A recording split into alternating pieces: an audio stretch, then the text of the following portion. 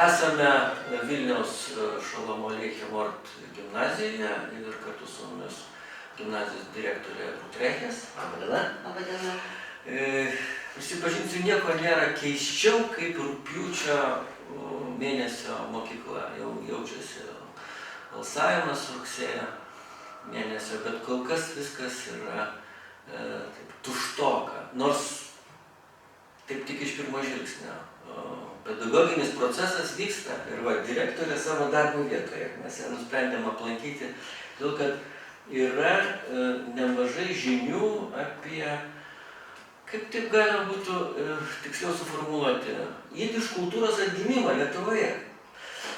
Juk, kaip žinia, prieš antrą pasaulinį karą pusė Vilniaus, matyt, kalbėjo jidiš, o kita pusė suprato. Tai buvo toks miestas, kultūros centras, žinomas iš jidiškos kultūros ir jidiš kultūros. Po katastrofos, aišku, viskas pasikeitė ir žinia, kad dabar aš, tiesą sakant, porą šeimų tik tai pažįstu, kur jidiš yra lygiavertė namų kalba. Bet, na, ta situacija tikrai nėra tokia, kurią galima būtų pavadinti viltingai įkvepiančia. Bet štai, yra viltingų ir įkvepiančių žinių. Gal pradėkime nuo konteksto. Pirmiausia, darželis. Jūsų čia mokyklos, taip sakant, greta mokyklos atsiranda dar viena ugdymo įstaiga ir tas darželis jis labai čia tinka prie mokyklos. Kada čia pradeda funkcionuoti, jau funkcionuoja, kaip čia veiksmas sudarys? Baigėme statyti darželį rugsėjo 2 dieną, mes jį atidarome. Ir dabar yra paskelbtas priėmimas, beveik grupės pilnos. Taip kad manome, kad tikrai startuosime rugsėjo 2 dieną su 3 grupėm. Kiek yra grupėje vaikų? 2 grupės po 20 vaikų, o mažiausiai bus 16 vaikų. Tai puiku yra. O kaip su mokymo to visų? Čia aš ne mokymo procesas turbūt, aš tose pedagoginėse sąvokose slidinėčiau turbūt ugdymo, jo kažkokie reikalai, kaip čia sudė, iki mokyklinis? Iki mokyklinis ir prieš mokyklinis ugdymas. Taip, iš tikrųjų bus mūsų gimnazija su iki mokykliniu ir prieš mokykliniu ugdymu. Ir darželis bus gimnazijos dalis. Ir programos bus susietos ir vaikai mokysis pagal bendras programas, bet taip pat jie nuo pat mažens mokysis hebrajų kalbą, susipažins su žydų tradicijom, istorija, švęs žydiškas šventes, aktyviai dalyvaus visose renginiuose, kuriuose dalyvauja ir mokykla, kartu su žydų bendruomenė. Taip kad aš manau, kad mes jau nuo mažumės, nuo 2 metų pradėsime auginti žydus, sudarysime jiems. Taip, aišku, darželė bus ne vien žydų vaikai, bet žydų vaikai turės pirmenybę.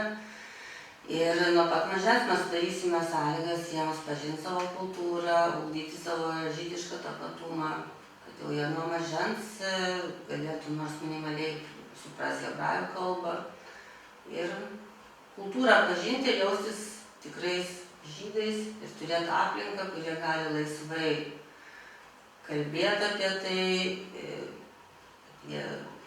aplinką, kurioje jie jausis saugus. Čia turbūt reikia patikslinti, gal kas ir nežino toliau nuo Vilniaus, tai matyti tikrai, kad čiagi yra, jeigu tiksliai, tai ne žydiška mokykla, o žydų kultūros mokykla. Turiu galvoje, kad taip, pirmenybė yra žydų, taip sakant, vaikams, bet kuriuo atveju mokykloje mokosi labai platus spektras, kaip sakant, įvairių mokinių. Ir matyt, darželį irgi ateis ir iš mišrių šeimų, tiesa, čia, kaip sakant, toks jūsų platesnis požiūris į... Taip, mūsų požiūris platus ir aišku, kad mes priemame įvairių tautybių vaikus, bet vis tiek aš noriu pabrėžti, kad tai yra vieta, kur žydų vaikai, kad šita mokykla, šitas darželis, tai yra vienintelė iš tikrųjų žydų darželis ir žydų mokykla visoje Lietuvoje. Ir tai turi būti vieta, kur žydų vaikai gali puoselėti savo žydišką tapatumą. Aišku, kad mes priemam iš kitų tautybių vaikus ir tas tolerancijos ugdymas tai yra vienas iš pagrindinių mūsų prioritetų. Čia mokosi ir lietuviai, ir rusai, ir romai, ir lenkai. Visi kartu sugyvena, visi kartu susipažįsta ir su žydų kultūra, ir su visom kitom kultūrom, nes mokyklos vienas iš tikslų tiesiog išugdyti teisingą žmogų, padorų žmogų su teisingom vertybėm, kuris galėtų gyventi dabar šiuolaikinėme atvirame pasaulyje, kur iš tikrųjų ribų tarp valstybių nėra. Ir labai svarbu, kad žmogus užaugtų tolerantiškas. Ir mes esame įsitikinę, kad vaikai pabaigę mūsų mokyklą, kokiose tautybės bebūtų, jie neis į visokius paradus ir supranta ir tą žydiškumo vertę, ir holokausto prasmę, ir apskritai vertina toleranciją. Gerai, tai dabar priartėkime prie jidiš kultūros reikalų. Ir dabar tas klausimas su darželiu dar šiek tiek susijęs, o ten, jūs sakėte, hebrajų kalba, bet ivritas yra atskiras, taip sakant, atklodas, o jidiš kultūra ten bus kaip nors darželyje pradedama skiepyti, ar dar ne, ar dar kol kas, kaip sakant, tik tai mokykloje. Jidiš kultūra, kas yra? Tai yra litvakiška kultūra, tai mes mokykloje mes dar neturim jidiš kalbos, bet mes planuojam padaryti tokį fakultatyvą, bet vaikai, jie susipažįsta ir su klezmerių muzika, ir su litvakiška literatūra, ir menų, ir visa kita, taip kad tai nėra, mūsų mokykla nėra nukreipta tik tai į Izraelį su hebrajų kalba. Mes esame Lietuvos žydai ir vaikai lygiai taip pat susipažįsta su ta jidiš, litvakiška kultūra. Puiku. Tai dabar matau jūsų, taip sakant, rankose yra programa. Čia kaip tik su ta jidiš, taip sakant, kultūros atgaiva susijusi. Ką čia galėtumėte dabar, į ką atkreipti dėmesį? Kad mes labai džiaugiamės, kad Pasaulinio žydų kongreso dėka ir Lietuvos žydų bendruomenės dėka mes turėjom galimybę šiais metais padaryti 2 savaičių jidiš kalbos kursus. Į kursus atvažiavo dėstyti mokytojai, profesionalai iš viso pasaulio. Tai yra Ana Verčik iš Estijos, Juri Vidanepin iš Lenkijos ir Eleizer Burko. Jis dabar gyvena Lenkijoje, bet šiaip jis yra iš Jungtinių Amerikos valstybių. Turėjo atvažiuoti dar vienas dėstytojas, žymus jidiš kalbos dėstytojas Dovber Kerler iš Izraelio, bet kadangi Izraelį dabar buvo tokia situacija ir skrydžiai buvo atšaukti, tai jis nesugebėjo atvykti. Bet šitie dėstytojai, jie puikiai perteikia ne tik tai pačią kalbą, ne tik tai gramatiką ar kalbos struktūrą, bet jie perteikia jidiš kalbos dvasią, jidiš nešome, nes jie su mokiniais ir dainuoja žydiškas dainas, ir per atidarymą mes šokom litvakiškus šokius ir valgėm litvakiškus patiekalus. Taip kad mokiniams perduoda bendrai žydų suvokimą apie tą jidiš kultūrą. Ir aš manau, kad tai yra labai labai svarbu, kadangi tai yra vienas žingsnis link mūsų bendruomenės apgynimo. Kadangi tikrai, kaip jūs sakėte, labai mažai šeimų, kurios dabar naudoja, vartoja jidiš kalbą. Kalba tai yra kultūros, tautos dalis. Kiekviena tauta turi turėti savo kalbą. Ir su jidiš kalbos apgynimu aš manau, kad atgyns po truputį ir išnykusi Lietuvos žydų bendruomenė.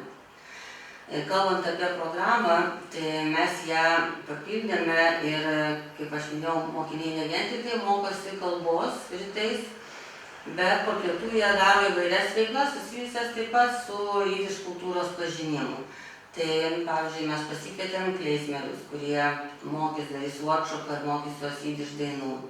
Mūsų mokyklos šokių mokytoja Natalija Rapoport mokys juos litvakiškų šokių.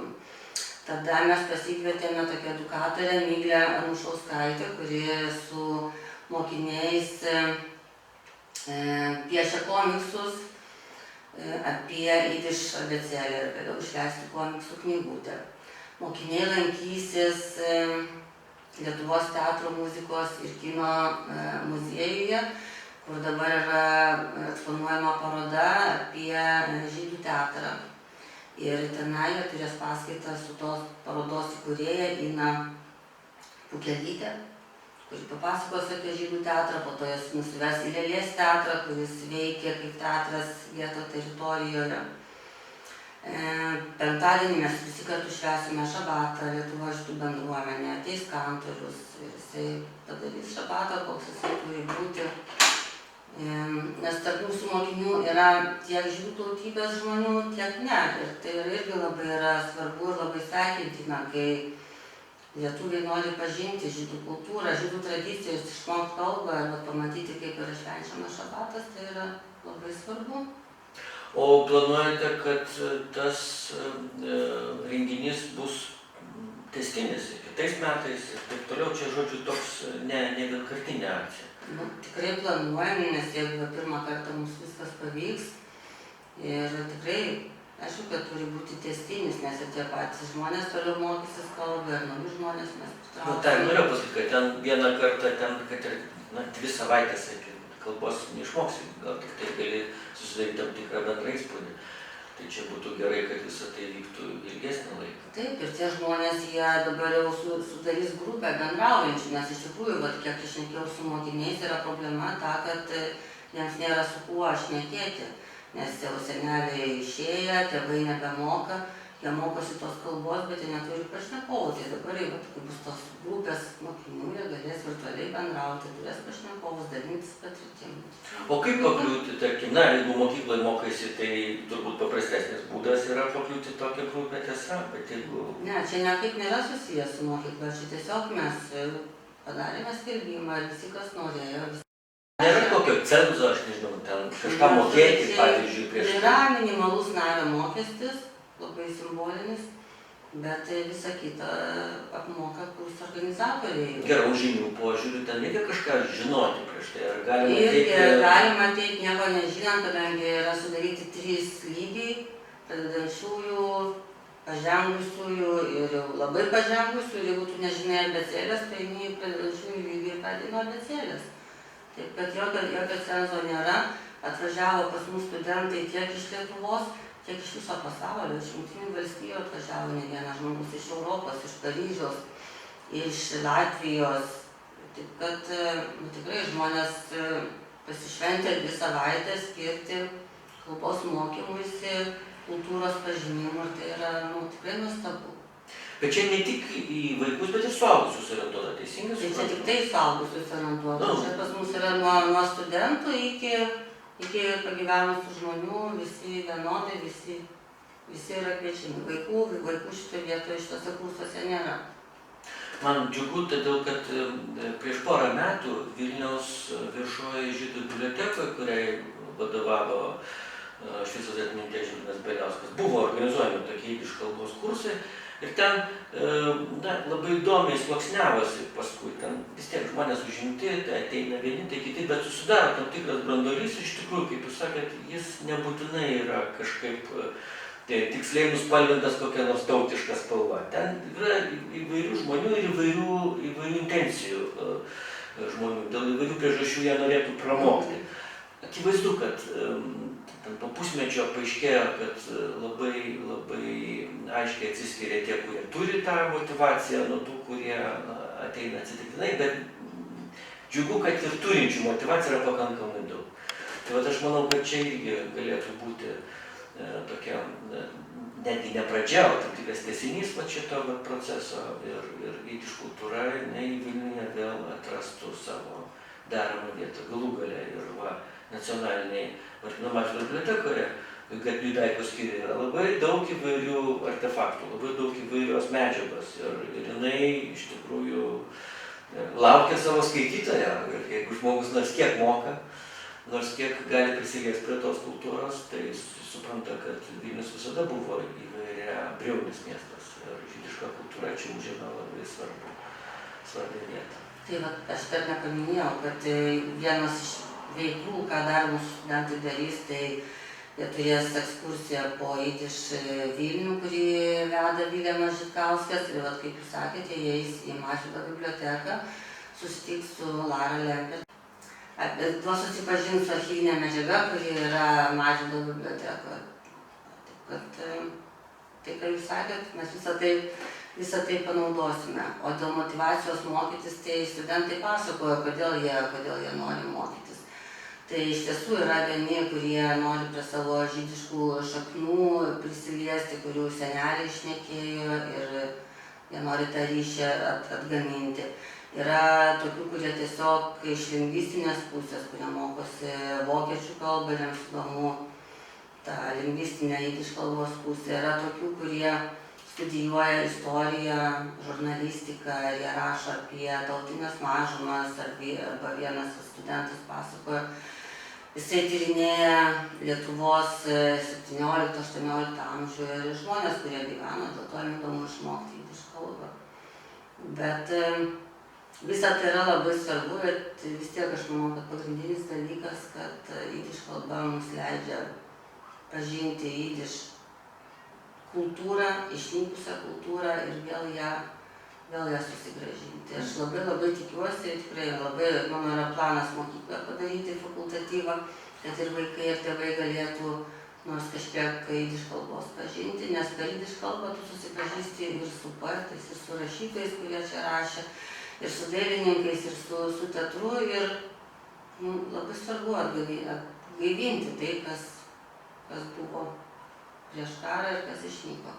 Puiku. Dėkui, ponia Rūta. Ačiū visiems už dėmesį. Iki. Ačiū.